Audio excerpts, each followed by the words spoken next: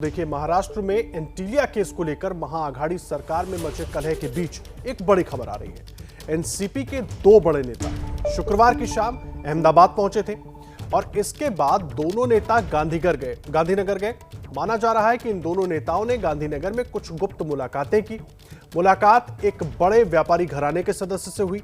इस दौरान वे किस किस से मिले, ये अभी तक साफ नहीं हुआ है, लेकिन इन मुलाकातों के बीच राजनीतिक तौर पर कयास तब लगाए जाने लगे जब ये जानकारी सामने आई कि इस दौरान गृहमंत्री अमित शाह भी अहमदाबाद में थे। एनसीपी के दोनों बड़े नेताओं के अहमदाबाद पहुंचने के 1.5 घंटे के बाद गृहमंत्री अमित शाह अहमदाबाद पहुंचे थे, लेकिन यह साफ नहीं हो पाया है कि एनसीपी के इन दोनों नेताओं की मुलाकात किस किस से हुई है। शनिवार सुबह दोनों नेता वापस मुंबई आ गए। अहमदाबाद में गुप्त मुलाकातों के दौर के बाद महाविकास अघाड़ी सरकार में भी कलह बढ़ गई है। हमारे सहयोगी विकास भदौरिया पूरी जानकारी देने के लिए जुड़ गए हैं इस पूरे मामले पर। विकास, ये क्या कुछ चल रहा है महाविकास अघाड़ी में, और ये जो गुजरात जाने के एनसीपी के दो नेताओं की खबर है, पूरी बात क्या है? देखिए, जो एनसीपी के दो बड़े नेता परसों शाम को यानी कि शुक्रवार शाम जब अहमदाबाद और गांधीनगर तक पहुंचे थे और कई मुलाकातें गुप्त रूप से उनकी हुई, उसका जो साइड इफेक्ट है वो अब दिखना शुरू हो गया है। आज सामना में जो संजय राउत ने लेख लिखा है रोक ठोक के नाम से, उसमें उन्होंने देखा जाए तो एक तरह से सीधे सीधे अनिल देशमुख के ऊपर ठीकरा फोड़ दिया है कि कैसे अनिल बाजे, जो कि एक एपीआई स्तर का अधिकारी था, जो कि एक निरीक्षक स्तर का अधिकारी था, उसको इतना ताकतवर कैसे बनाया गया। वो गृह मंत्री का और मंत्रिमंडल के कुछ प्रमुख सदस्यों का कैसे इतना भरोसेमंद हो गया कि उसको कमिश्नर दफ्तर में बैठने के लिए कमरा मिल गया और वहां से वो वसूली करता रहा। देखिए, पहली बार ऐसा हुआ है कि संजय राउत ने इस तरह के शब्द का इस्तेमाल किया है कि वसूली करता रहा, जबकि अब तक ये इस बात से शिवसेना और सरकार इंकार करती रही है। तो जाहिर तौर पर जब ये महाविकास अघाड़ी की पार्टी के दो बड़े नेता गांधीनगर पहुंचे, उसके बाद जो उसके साइड इफेक्ट होने थे वो अब दिखने लगे हैं महाविकास अघाड़ी सरकार में। अब जो भरोसे का संकट है वो खड़ा होता दिख रहा है इस सामना के लेख के जरिए। नहीं, सवाल बड़ा विकास ये है कि सामना के लेख के जरिए शिवसेना को तो पाक साफ बताने की कोशिश की गई और जो पूरी स्थिति है, जो ये पूरा विवाद है, वो डाल दिया गया एनसीपी के ऊपर और कांग्रेस के ऊपर। लेकिन जो अपडेट गुजरात से आ रहा है, इससे जोड़कर इसको देखें तो क्या डैमेज कंट्रोल की कोशिश हो रही है क्या शिवसेना की तरफ से? जी देखिए, अभी तक तो ऐसा कुछ सामने निकल कर नहीं आ रहा है कि डैमेज कंट्रोल की कोशिश हो, बल्कि जो संजय राउत का लेख है वो अपने आप में इस बात की और इशारा कर रहा है कि महाअघाड़ी सरकार में सब कुछ ठीक ठाक नहीं है, बल्कि जो भरोसे का संकट है अब वो खड़ा होता दिखाई दे रहा है। देखिए, जब तक ये पूरा विवाद सामने नहीं आया था तब तक महाअघाड़ी सरकार ठीक ठाक तरीके से चल रही थी, लेकिन विवाद सामने के आने के बाद लगातार पहले परमवीर सिंह को पद से हटाया गया, अनिल बाजे को सस्पेंड किया गया और गृह मंत्री अनिल देशमुख के ऊपर भी अब संकट के बादल इस लेख के बाद दिखाई देने लगे। लेकिन जो मुलाकातें गांधीनगर में हुई हैं, उन मुलाकातों के और क्या क्या साइड इफेक्ट होंगे, क्या वो साइड इफेक्ट महाअघाड़ी सरकार के ऊपर संकट तो नहीं खड़ा कर देगा? अगर ऐसा हुआ तो ये मुलाकातें जो गुप्त रूप से 2 दिन पहले गांधीनगर और अहमदाबाद में हुई हैं, वो निश्चित रूप से महाराष्ट्र की सरकार को अस्थिर करने के लिए पर्याप्त। विकास, मुझे एक चीज समझाइए, लगातार आपकी नजर बनी हुई, आखिर ऐसी स्थिति अचानक महाविकास अघाड़ी में बन क्यों गई? एक उधर जा रहा है, एक इधर जा रहा है। ये देखिए, जब तक ये पूरा मामला सामने नहीं आया था कि अनिल बाजे 100 करोड़ रुपए का उसको टारगेट दिया गया था, परमवीर सिंह पूर्व मुंबई पुलिस कमिश्नर की चिट्ठी के बाद एक तरह से अब जो महाअघाड़ी सरकार के बीच में एक दूसरे को लेकर जो भरोसा था वो धीरे धीरे छिन्न भिन्न होता दिखाई दे रहा है। लगातार अब तक अनिल देशमुख के समर्थन में खड़े तमाम दल अब धीरे धीरे करके पहले कांग्रेस ने खिलाफत करना शुरू की, अब शिवसेना की तरफ से ये बात सामने आने लगी कि अनिल देशमुख जो कुछ कर रहे थे उसमें सरकार की तरफ से, मुख्यमंत्री की तरफ से उनको कोई भरोसा नहीं था, बल्कि एनसीपी के बड़े नेताओं के भरोसे के बाद न केवल वो गृह मंत्री बने बल्कि अनिल बाजे को पुलिस मुख्यालय में उन्होंने जगह दी मुंबई के बैठने के लिए और वहां से अपना पूरा ये रैकेट चलाने के लिए।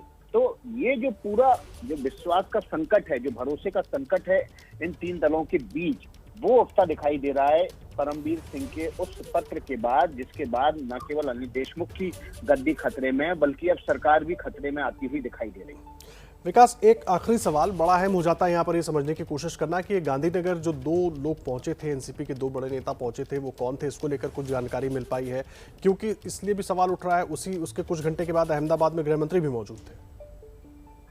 जी हाँ, बिल्कुल। देखिए, एनसीपी के दो नेताओं का अहमदाबाद जाना, गांधीनगर जाना, ये कोई बड़ी बात नहीं थी।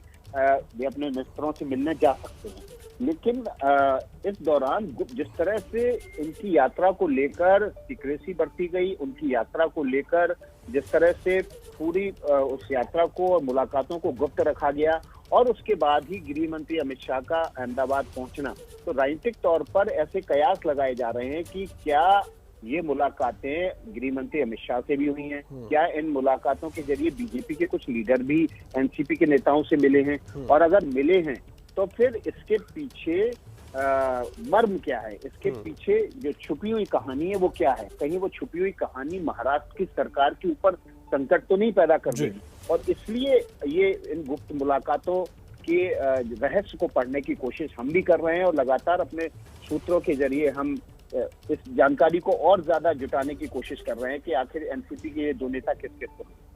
बहुत धन्यवाद विकास, आपका नजर बनाकर रखिए। विकास भदौरिया हमारे सहयोगी पूरी जानकारी दे रहे थे। तो देखिए, महाविकास अघाड़ी में सब कुछ ठीक नजर नहीं आ रहा है, और इस बीच महाराष्ट्र सरकार में जारी कलह का अंदाजा आप इस बात से भी लगा सकते हैं कि आज शिवसेना ने सामना में महाराष्ट्र के गृह मंत्री अनिल देशमुख पर संगीन सवाल खड़े कर दिए। एंटीलिया केस का जिक्र करते हुए सामना में पूछा गया कि एक सब इंस्पेक्टर पुलिस कमिश्नर के ऑफिस में बैठकर वसूली कर रहा था और गृह मंत्री को इसकी जानकारी भी नहीं। लेख में सवाल उठाया गया कि एक एपीआई असिस्टेंट पुलिस इंस्पेक्टर के इतने अधिकार उसके पास कैसे आए? आखिर वाजे किसका दुलारा था? देशमुख पर सीधा हमला करते हुए सामना में लिखा गया कि गृह मंत्री का पद देशमुख को दुर्घटनावश मिला। एनसीपी के बड़े नेताओं के इनकार के बाद शरद पवार ने देशमुख को यह पद दिया। तो ये तमाम सवाल सामना में संजय राउत ने अपने कॉलम रोक ठोक में आज लिख उठाए हैं। और उस वक्त एक और बड़ी खबर आपको दे दें, मुंबई के पूर्व पुलिस कमिश्नर परमबीर सिंह के खत में खुद पर लगे आरोपों पर महाराष्ट्र के गृह मंत्री अनिल देशमुख ने बड़ा बयान दिया है। अनिल देशमुख ने बताया है कि इस मामले की जांच हाईकोर्ट के एक रिटायर्ड जज को सौंपी जाएगी। देशमुख ने कहा कि मुख्यमंत्री ने हाईकोर्ट के जज से जांच कराने का फैसला लिया है।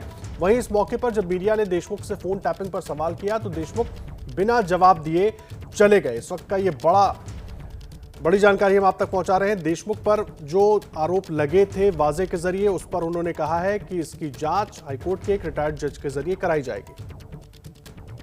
कि मेरे ऊपर जो एक्स पुलिस कमिश्नर, माजी पुलिस आयुक्त मुंबई, इन्होंने जो आरोप किए थे उसकी जांच होना चाहिए, ऐसी मांग मैंने कैबिनेट की मीटिंग में माननीय मुख्यमंत्री महोदय को की थी,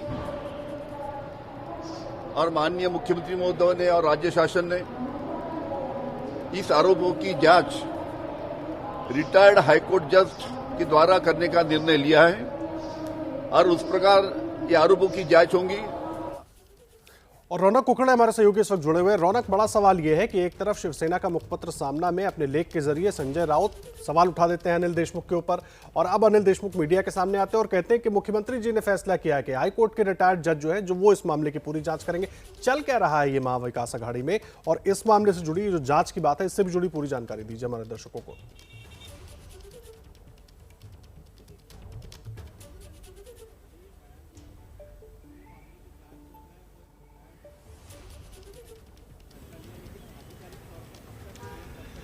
रौनक, तकनीकी दिक्कतों की वजह से आपकी आवाज हम तक नहीं पहुंच रही है, उसको ठीक कराने की कोशिश करते हैं। लेकिन इस बीच देखिए, महाविकास अघाड़ी का हाल देख लीजिए। एक तरफ शिवसेना के मुखपत्र सामना में लेख लिखा जाता है।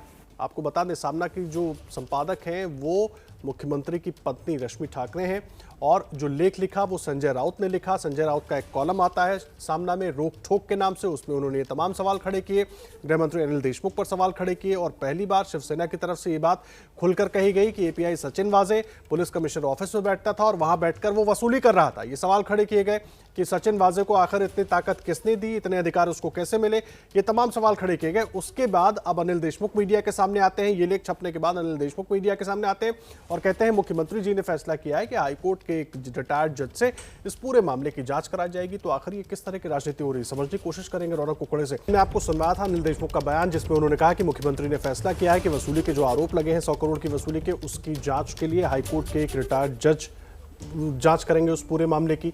लेकिन सवाल यह है कि एक तरफ सामना में लेख लिखा जाता है, सवाल अनिल देशमुख पर उठाए जाते हैं, कुछ देर बाद अनिल देशमुख आते हैं, कहते हैं मुख्यमंत्री ने तो फैसला किया है कि हाईकोर्ट के जज जांच करेंगे। रौनक कुकड़े हमारे सहयोगी जुड़ गए। रौनक, आखिर ये चल क्या रहा है? मतलब समझ नहीं आ रहा महाविकास आघाड़ी में कि कौन क्या कहना चाह रहा है, क्या करना चाह रहा है। सामना में कुछ और लिखा जा रहा है, हो कुछ और रहा है, संकेत कुछ और दिए जा रहे हैं।